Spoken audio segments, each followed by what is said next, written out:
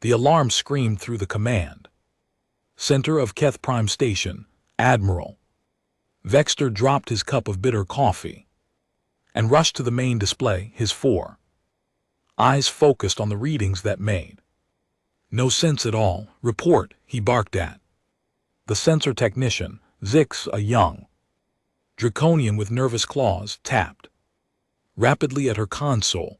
Admiral, we have detected a single vessel moving through Sector 7, but sir, the readings are impossible. Vexar moved closer to the holographic display. The image showed a small dot moving across the star map, numbers scrolled beside it showing speed, mass, and energy output. Every number was wrong. Show me the speed again, Vexar said.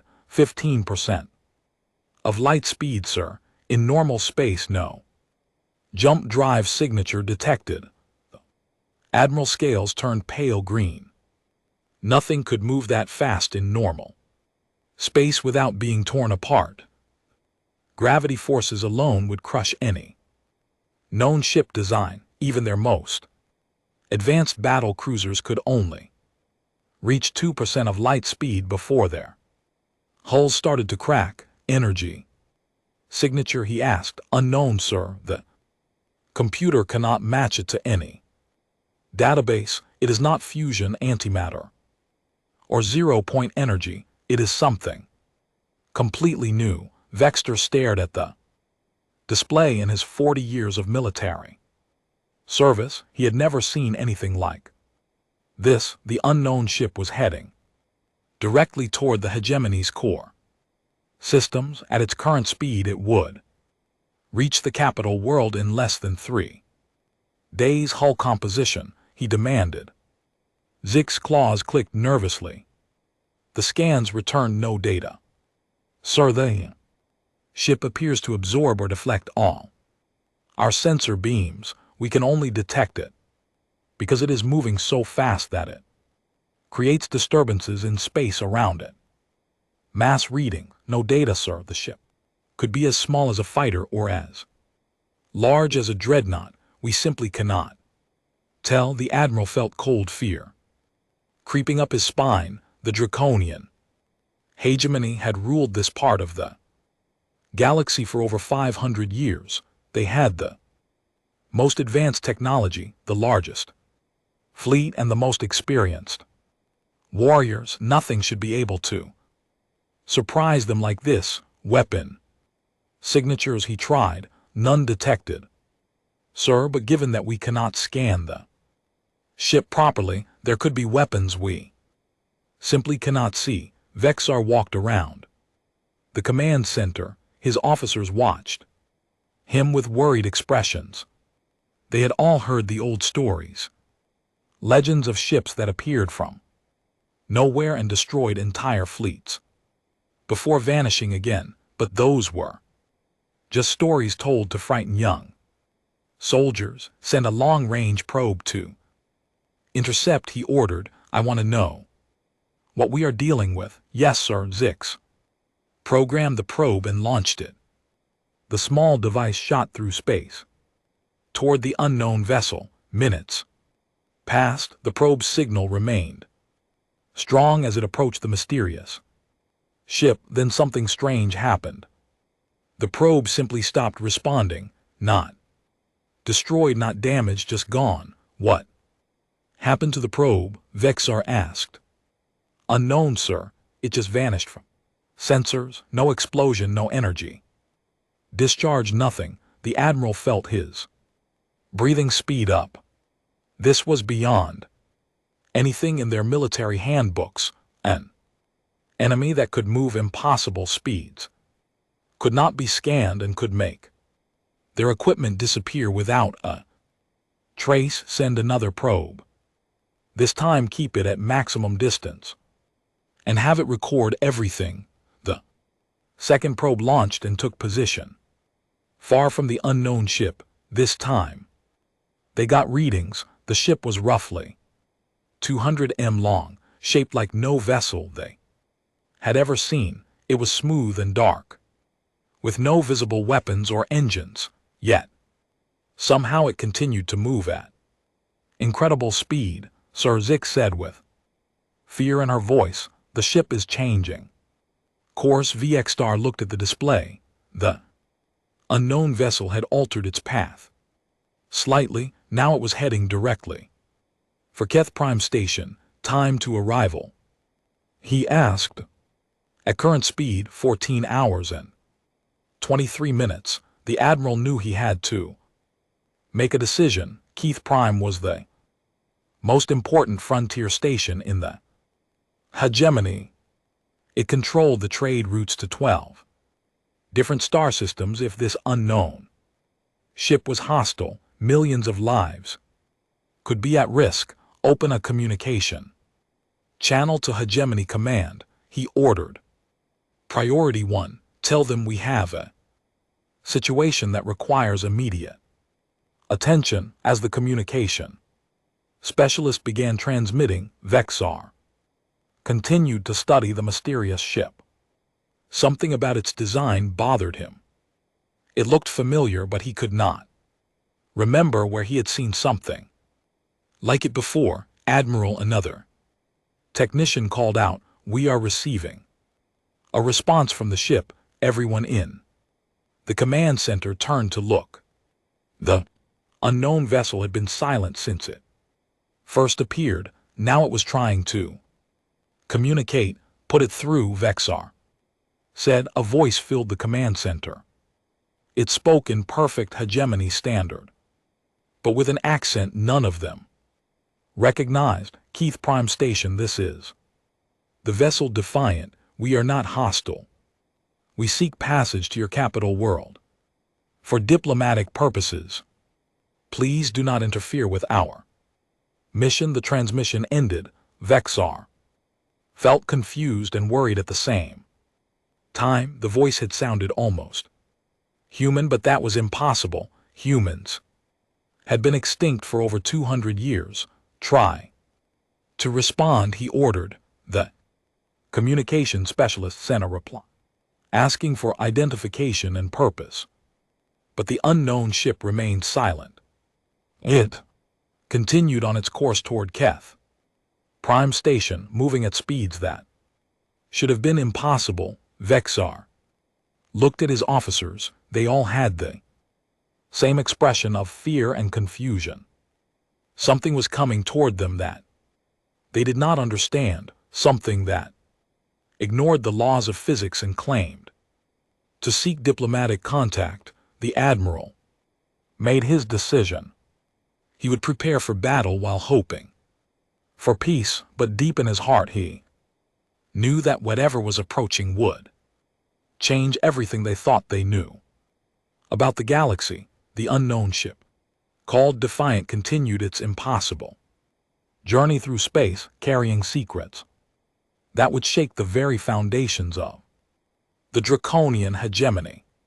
Supreme Chancellor Tagesh sat in his massive throne overlooking the capital city of Dramor. The emergency message from Keth Prime had arrived just minutes ago, and he was still trying to understand what Admiral Var was telling him. A ship moving at 15% light speed, he said to his military advisor, General Sexral. That is impossible. Yes, Chancellor. But Admiral Vexistar is not known for false reports.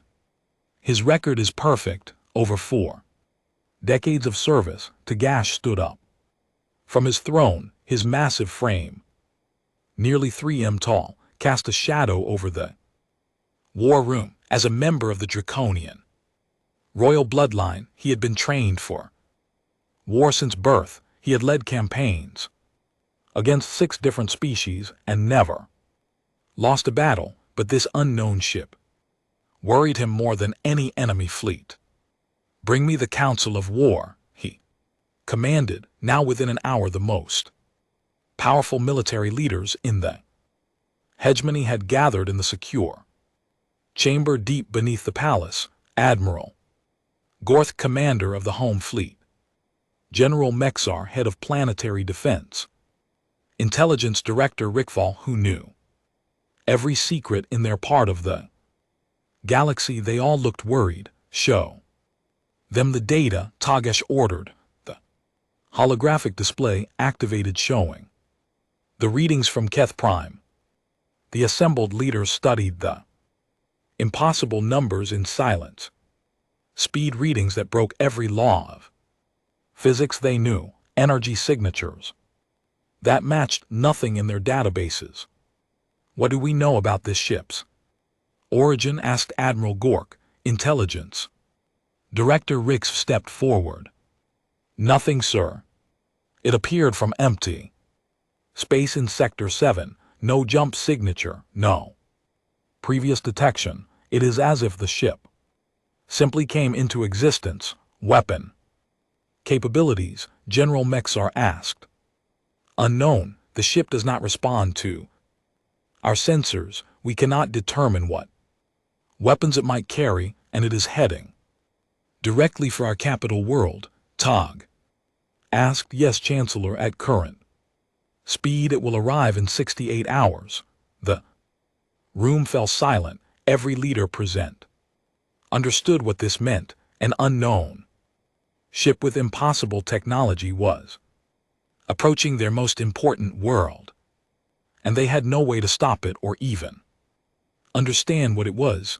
What are our options? Tagesh asked. General Mexter was the first to speak. We could deploy the 7th Fleet to intercept battle cruiser Dominion's Fist and 12 heavy cruisers, enough firepower to destroy a small moon, and if this ship has defensive capabilities to match its speed, Admiral Gorth pointed out, we could lose our best ships without even scratching their hull. Intelligence Director Rixville cleared his throat. Chancellor, there is something else. The ship identified itself as defiant and claimed to seek diplomatic contact. This suggests intelligence and peaceful intentions, or a trick, General Mexter growled.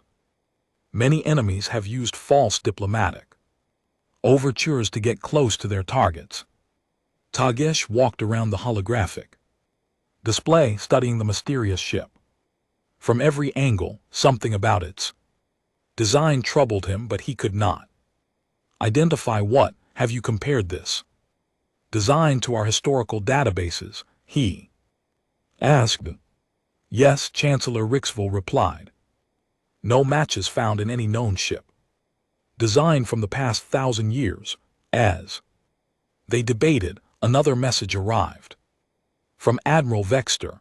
The unknown ship had passed Keth Prime Station without stopping or responding to further communications. It maintained its impossible speed and direct course toward the capital. Sir, RX-Val said quietly, there are reports that news of this ship is spreading through civilian networks. Some are calling it a ghost ship or demon vessel. There are rumors of panic buying and evacuation requests. Tagesh felt anger rising in his chest. The draconian hegemony was built on strength and certainty. Their citizens believed their military was invincible. If word spread that an unknown ship was approaching their capital unchallenged, it could cause chaos throughout their empire. Lock down all communications about this incident, he ordered. Any civilian who spreads panic will be arrested. Any military officer who leaks information will face court-martial. Yes, Chancellor. Several voices responded, but even as he gave the order, Tagesh knew it would not work. Fear had a way of spreading faster than any communication system. By now, millions of people across dozens of worlds would know that something was coming toward their capital. What about the old archives? Admiral Gorth suggested. The classified files from the expansion wars. Perhaps there are records of similar encounters. Intelligence Director Rix Val looked uncomfortable. Those files are sealed by order of your predecessor chancellor. They require special authorization to access. I am giving that authorization, Tagash declared. Search every database. I want to know if anything like this ship has ever been encountered before. As Rixville hurried away to access the ancient files, Tagesh made his decision about the fleet deployment. General Mexter, deploy the 7th Fleet to the Zirian Nebula. That is the only passage to our core systems. If this ship wants to reach our capital, it must pass through there. What are their orders, Chancellor? Tagesh paused. If he ordered them to attack and the mysterious ship destroyed his best fleet, it would be a disaster. But if he let an unknown vessel approach their capital without challenge, it would show weakness to every enemy they had. They are to establish a defensive position and demand identification.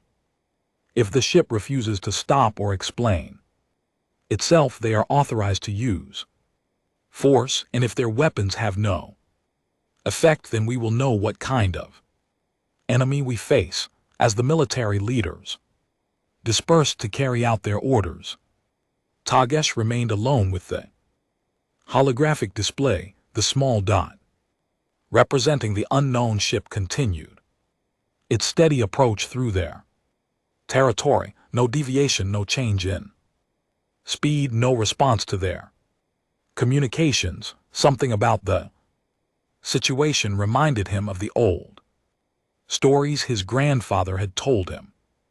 Tales of the expansion wars, when the hegemony had conquered world after world to build their empire. But those stories also contained warnings about enemies who had fought back in unexpected ways. One memory stood out clearly. His grandfather had once mentioned species that had refused to surrender. Even when their home world was under bombardment, they had sworn to return someday and seek justice for what had been done to them, but they were all destroyed. Tagesh muttered to himself. Every last one of them. Yet as he watched the impossible ship approach their capital, he could not shake the feeling that something from the past was coming back to haunt them. Something they had thought was safely buried was returning with technology beyond their understanding and purposes they could not guess. The Supreme Chancellor of the most powerful empire in the galaxy found himself afraid of a single small ship, and that fear was growing stronger with each passing hour. Admiral Kellogg stood on the bridge of the battle cruiser Dominion's Fist, watching the swirling colors of the Zirian Nebula fill his viewscreen. Around him, 12 heavy cruisers took their positions in a defensive formation. This was the 7th Fleet, the pride of the Draconian military. Status report. He commanded all ships in position.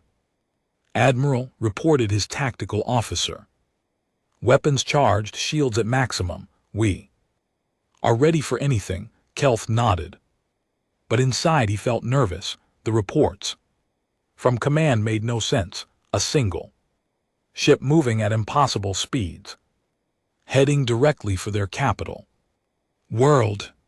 His orders were simple. Stop the ship and demand identification. Use force if necessary. Long-range sensors. Show anything, he asked. Negative. Admiral, the nebula interferes with our detection systems. We will not see the unknown ship until it is very close. Waiting was the hardest part. Kelth had fought in dozens of battles during his career. He had faced enemy fleets 10 times larger than his own and won through superior tactics and firepower. But he had never faced an enemy he could not understand. Sir, the sensor operator called out suddenly. Contact approaching from Vector 77, Mark V. Speed is impossible, sir. Still showing. 15% light speed. On screen, the view changed to show a small dot moving through space toward their position. As it came closer, they could see it was indeed a ship, but unlike anything in their databases, it was sleek and dark, with no visible weapons or engines.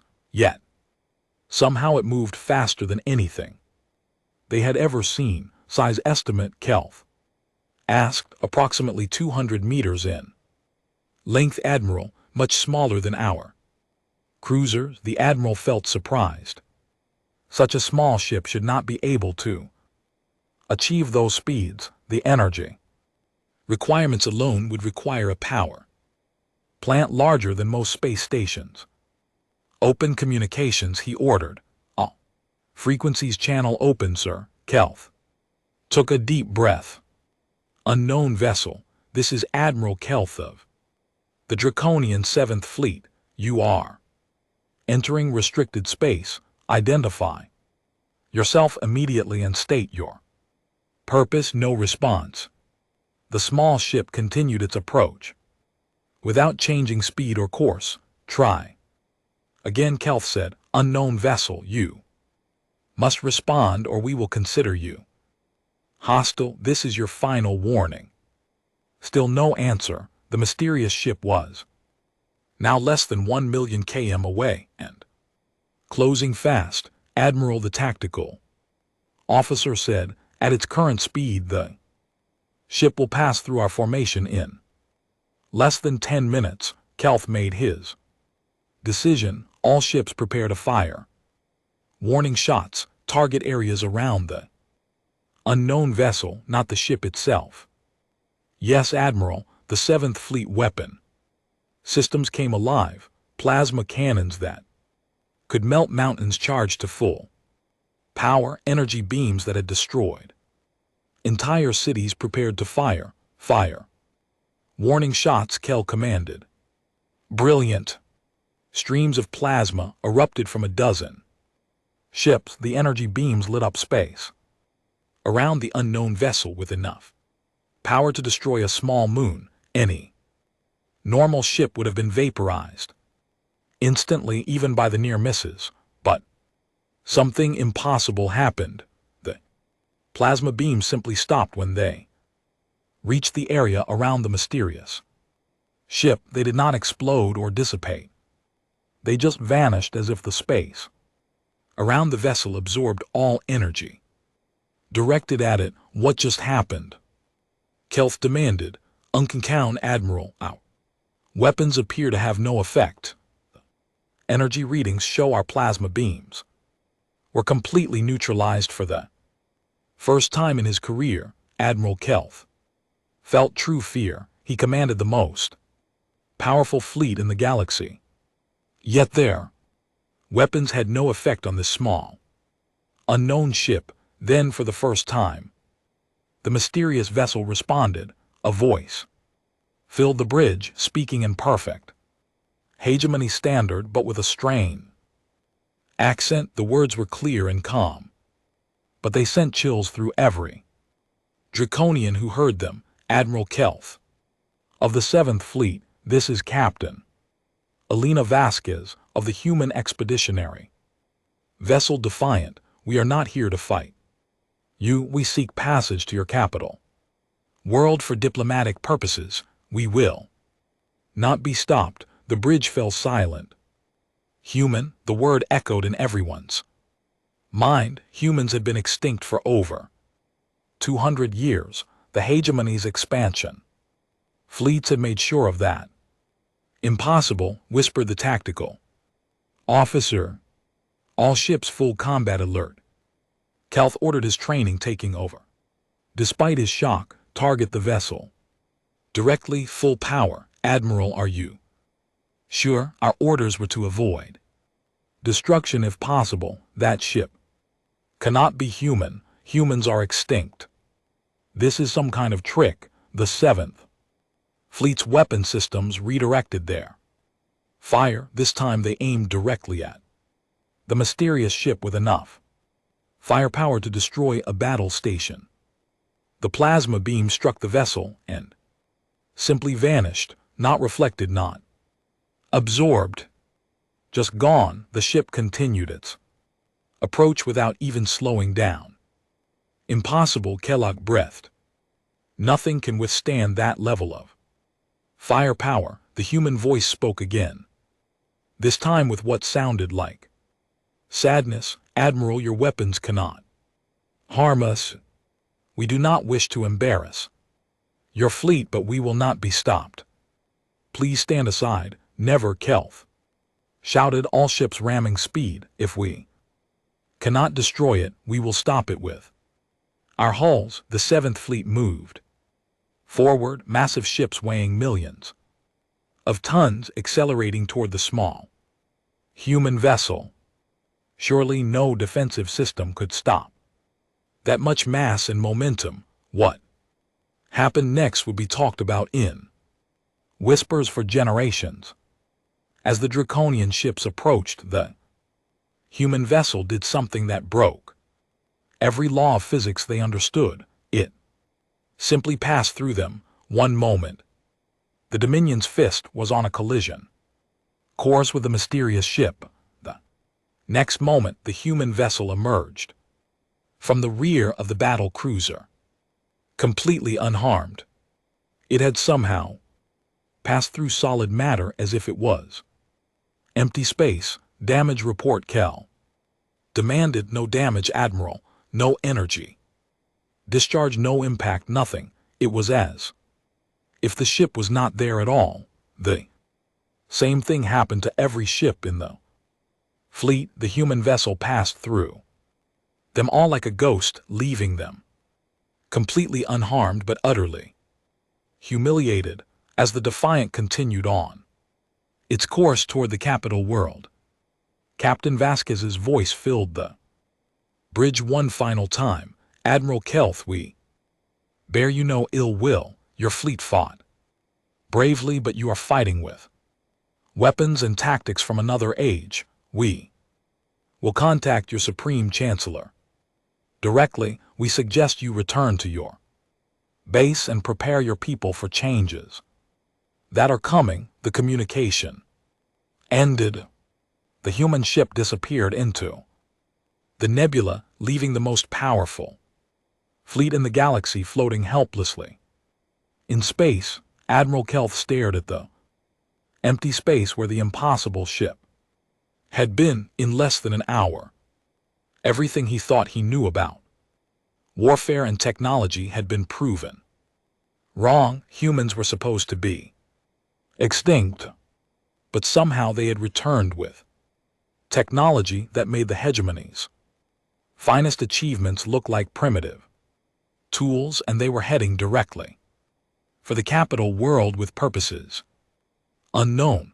The Admiral activated his emergency communication system and sent a priority message to Supreme Chancellor Tagesh. Sir, the Seventh Fleet has failed to stop the unknown vessel. Repeat, we have failed. The ship is definitely human in origin, and their technology is beyond anything we can counter. They are heading for the capital with no further obstacles. As he sent the message, Kel realized that this day would mark the end of everything the draconian hegemony had believed about their place in the galaxy.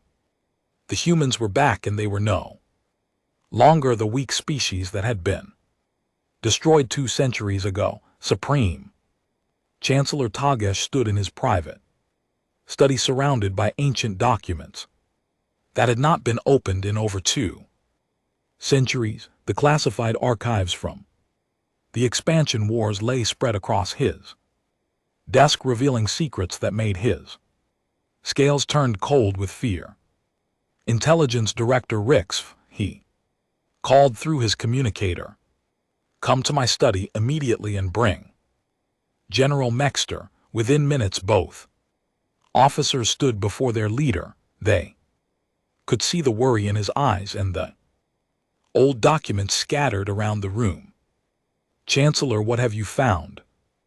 Rixville asked. Tagesh picked up a Thick file marked with the highest security seals, the truth about the humans, the truth about what we did to them 200 years ago. He opened the file and began to read from the reports.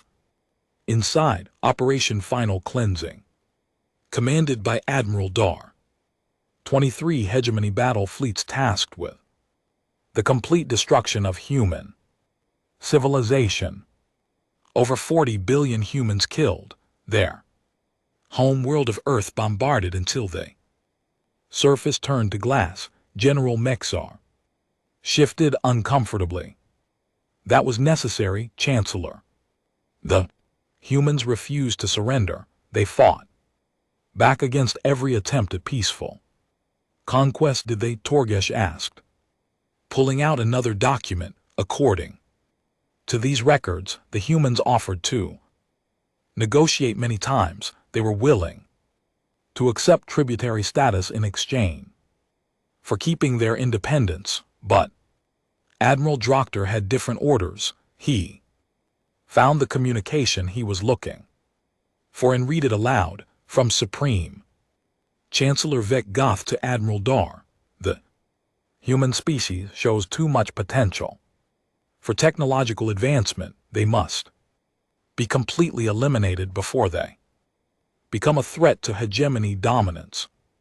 No survivors are to be left. The room fell silent. Both officers realized they were learning about a genocide that had been hidden from official history. But Sir, Rixville said quietly, all reports confirm that no humans escaped. Our fleets tracked down every colony ship and refugee vessel. Tagesh pulled out the final set of documents, not all of them. According to these classified reports, at least 7 human ships escaped beyond the galactic rim, ships carrying perhaps 1 million survivors. Admiral Ditar decided not to pursue them because he believed they would die in the empty space between galaxies. Million survivors, General Mexter whispered, after 200 years could have become billions. Tagesh finished, and now they are back. Before anyone could respond, an urgent message arrived from the capital's orbital defense center. The human ship had reached the outer system and was heading directly for the home world. Put me through to the ship, Tagesh ordered. Communication officer's voice filled the room. Chancellor, the human vessel is accepting your transmission. A moment later, a new voice spoke. It was female, calm, and spoke perfect hegemony standard with that strange accent they had heard before. Supreme Chancellor Tagesh, I am Captain Elena Vasquez of the human expeditionary vessel Defiant. We need to talk. Tagesh took a deep breath. Captain Vasquez, I welcome you to our system. We believed your people were extinct as you were meant to believe. My people spent 2 centuries in the dark between galaxies, rebuilding our civilization and developing new technologies. We have been watching your empire for the past 50 years, waiting for the right time to return. What do you want from us? Tog asked. Justice, came the simple reply. Your empire committed genocide against my people. 40 billion innocent humans died because your predecessors saw us as a threat to their power. We want those responsible to face trial for their crimes. General Mexar stepped forward. The leaders responsible are dead. Captain, this happened over 2 centuries ago. We know, Captain Vasquez replied, but their legacy continues. The hegemony still rules through fear and conquest. You have destroyed 7 more species. Since you wiped out my people, the cycle of violence must end. Tagesh felt his hands shaking. What kind of trial are you talking about? What would be the consequences if we refuse? There was a Long pause before the human captain responded. Chancellor, you have seen what just one of our scout ships can do. We passed through your best fleet as if they were not there. We moved at speeds your science says are impossible, and this ship represents technology that we consider outdated by our current standards. How many ships do you have? Intelligence Director Rickfall asked. Enough, Captain Vasquez said simply. We have spent 200 years preparing for this day. Every human who survived carries the memory of Earth's destruction. Every child born in exile has been raised with the knowledge of what was done to their ancestors. Tagesh realized the true scope of what they were facing. An entire civilization that had spent centuries planning their return, developing technologies beyond imagination and nursing justified anger at the genocide committed against them. What would this trial involve? He asked. A formal hearing where evidence of war crimes is presented, testimony from survivors and their descendants, judgment on whether the current hegemony government bears responsibility for past actions and future reforms, and if we are found guilty, that would depend on whether you are willing to make changes to end the cycle of conquest and destruction, to give other species the same chance at survival that we barely managed to achieve. General Mexar could not stay quiet any longer. You speak of justice, but you threaten us with superior force. How is that different from what you claim we did, Captain? Vasquez's voice turned colder. General, we could have destroyed your fleets and bombarded your worlds without warning, just as you did to us. Instead, we came, openly identified ourselves, and offered to resolve this through dialogue. We are giving you the choice that you never gave my people. Tagesh looked at the ancient documents spread across his desk. The evidence of genocide was clear and undeniable. Yet accepting responsibility could mean the end of the hegemony as they knew it. Captain, I need time to consult with our government. This decision affects billions of draconian citizens. You have until we reach orbit around your home world, Captain Vasquez replied. Based on our current speed, that gives you approximately 6 hours, and if we refuse your demands, the silence that followed was more frightening than any threat could have been. Chancellor Captain Vasquez finally said, we sincerely hope you will not force us to demonstrate the consequences of that choice. The communication ended, leaving 3 of the most powerful beings in the galaxy staring at each other in fear. What do we do? General Mar asked. Tagesh looked out the window toward the space where a single human ship was approaching their world, a ship that represented the return of a species they had tried to destroy completely. We face the truth, he said quietly, and we pray that justice and mercy are not mutually exclusive.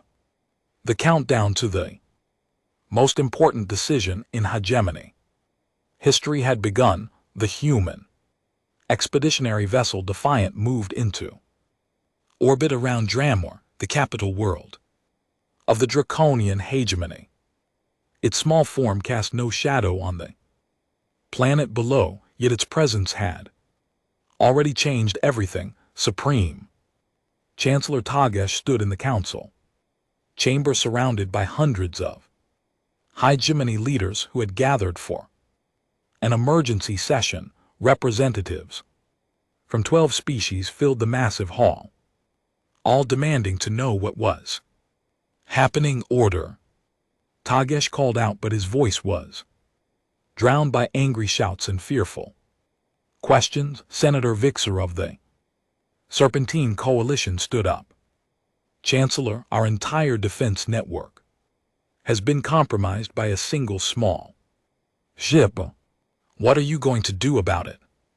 The markets have crashed, shouted Trade Minister Gauquin. People are fleeing our core worlds. This situation must be resolved immediately. Tog raised his hands for silence. When the chamber finally quieted, he began to speak.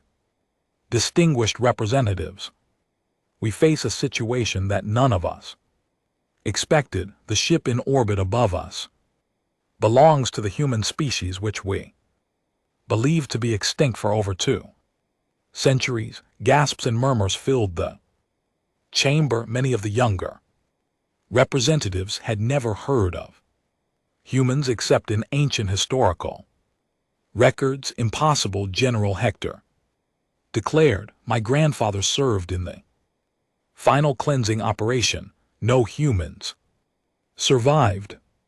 Some did, Tagesh replied quietly, and they have spent 200 years preparing for their return. He activated the chamber's holographic display, showing the sleek form of the Defiant orbiting their world. This vessel possesses technology beyond our understanding. It moves at speeds that should tear any ship apart. It passed through our 7th Fleet as if they were empty space. Our weapons cannot touch it. Chamber erupted in chaos again. Representatives shouted questions, demands, and threats. Some called for immediate military action. Others suggested surrender. Through the noise, a new voice cut through with crystal clarity. Captain Elena Vasquez's words filled the chamber. Through the communication system, representatives of the hegemony. I am Captain Elena Vasquez. I have a proposal for all of you. The chamber fell silent instantly. Every being present was hearing the voice of someone from a species they thought was dead. Your Supreme Chancellor now knows the truth about what happened to my people. We have shared the classified records of our genocide with him. 40 billion humans died because your empire saw us as a threat to their dominance. Representative Klixnar of the crystalline world stood up. If this is true, why should we trust you not to seek revenge? Because revenge is not justice, Captain Vasquez replied. We could have destroyed your fleets and bombarded your worlds as you did to us. We chose differently. What do you want? Trade Minister Gauquin demanded. We want the cycle of conquest and destruction to end. We want a galaxy where different species can coexist without fear of being wiped out for their potential. Senator Vixara hissed angrily. You speak of peace while threatening us with superior weapons. We demonstrate strength to prevent the need for violence. The human captain explained. Your empire respects only force. We show you force to earn your respect for our words. Tagash stepped forward. Captain, tell them about your terms. Captain Vasquez's voice remained calm and professional. We propose the establishment of an inter-reces tribunal to examine past crimes and prevent future ones. The hegemony would accept external oversight of its expansion policies. Conquered species would be given the option of independence or genuine self-governance. Unacceptable. General Hector roared. The hegemony bows to no one. Then you will fall as they. Hegemony has existed, Captain Vasquez replied simply, but we hope you will choose evolution over extinction. Young Representative Zeklarara from the outer colony stood up. Captain, what guarantee do we have that your people will not simply become the new conquerors? An excellent question, the human responded. We will submit to the same oversight we propose for others, our own actions will be subject to review by the tribunal. Tagesh looked around the chamber. He could see fear, anger, and confusion on every face, but he also saw something else, the first stirrings of hope in the eyes of representatives from species that had been conquered by the hegemony. "There is something else you should know," Tagesh announced. "The Defiant is not alone." He activated another display showing long-range sensor readings. Dozens of contacts appeared at the edge of the star system, each moving at the same impossible speeds. "Human fleet has taken positions throughout our territory," he continued. "Not attacking, not threatening, but watching. They could have struck without warning, but instead they chose to negotiate." The chamber fell completely silent. Every representative understood that they were no longer the dominant power in the galaxy. Captain Vasquez spoke. "Again, this is not about conquest. This is about justice and change. We offer you the choice that we were never given. Adapt or face the consequences." Representative Morg from the industrial worlds asked, "What would happen to our way of life?" "Your species would remain free to govern themselves as they choose," the human captain replied, "but you would no longer be free to subjugate others." Tagesh made his decision. He had studied the evidence, considered the alternatives, and realized there was only one path forward. "I accept your proposal," he announced. The chamber exploded with angry shouts. Some representatives demanded his removal from office. Others called for military action against the human fleet. "Silence!" Tagesh roared, using his full authority as Supreme Chancellor. "I have seen the evidence of our past crimes. I will not repeat the mistakes of my predecessors." General Hector stood up angrily. "You would surrender our empire to aliens. I would transform it into something worthy of survival." Tagesh replied, "The old ways of conquest and domination have brought us to this moment. If we continue on that path, we will be destroyed as surely as we destroyed the humans' home world." Captain Vasquez's voice filled the chamber one final time. "Chancellor Tagesh, your courage honors both our species. The tribunal will convene within 1 year. Until then, all aggressive military operations will cease." "Agreed," Tagesh replied as the human transmission ended. The Supreme Chancellor looked out at the representatives who would now have to help build a new kind of galaxy. Some were angry, some were frightened, but others were beginning to see possibilities they had never imagined. The age of the draconian hegemony as a conquering empire was over. But perhaps something better could take its place. Above their world, the Defiant continued its silent orbit, a reminder that humanity had returned not as conquerors, but as agents of change. They had turned their suffering into strength, their exile into evolution, and their loss into the determination to ensure no other species would face the same fate. The balance of power in the galaxy had shifted forever, and for the first time in centuries there was hope that justice might be stronger than fear.